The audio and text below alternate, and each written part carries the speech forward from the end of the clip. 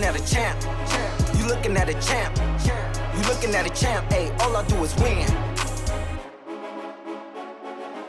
Hey guys, I'm Ry Benjamin, Olympic gold medalist in the 400 hurdles, and I'm gonna take you through what it's like to train as an Olympic gold medalist in the weight room. I compete in the 400 hurdles. American record holder, second fastest man of all time, and Olympic champ.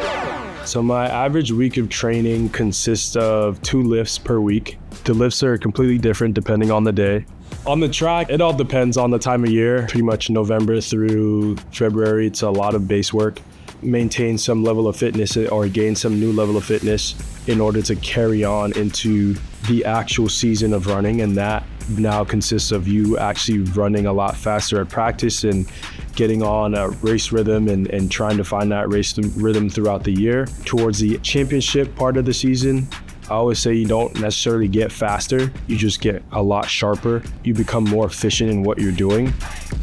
Well, enough of me yapping because I'm a certified yap, and I'm gonna show you what my workouts look like.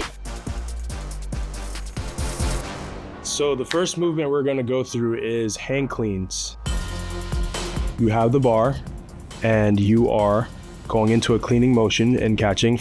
And the reason is to really work on your explosiveness when you're running and being able to absorb impact and also create that impact into energy moving forward down the track.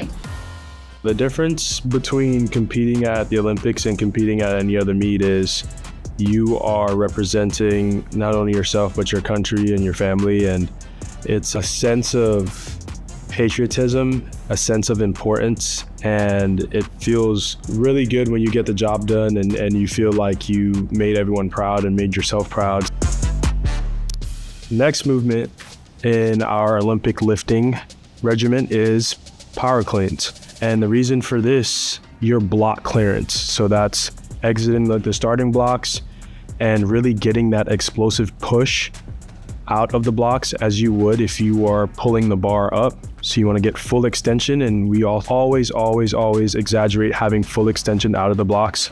So that is to facilitate you getting that movement, feeling that explosiveness from a block setting.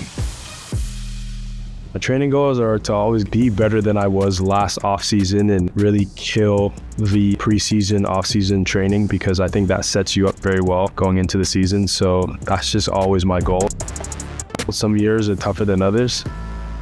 The next workout in my regimen is step-ups. And what that focuses on is hip flexors, leg drives, and core stability. And that's all important when running, especially being a hurdler. I need really, really good hip flexor strength and stability. Diet and nutrition play an enormous role for me as a track athlete. You want to make sure that you're fueling your body with the right things in order to perform very well. I take my diet and nutrition very seriously in season and try to do all the right things that will help me be successful. So whether that's like hiring a chef or making my own meals or making sure that I'm taking the right supplements as well, I think is extremely important. And drinking water. Drink your water, people.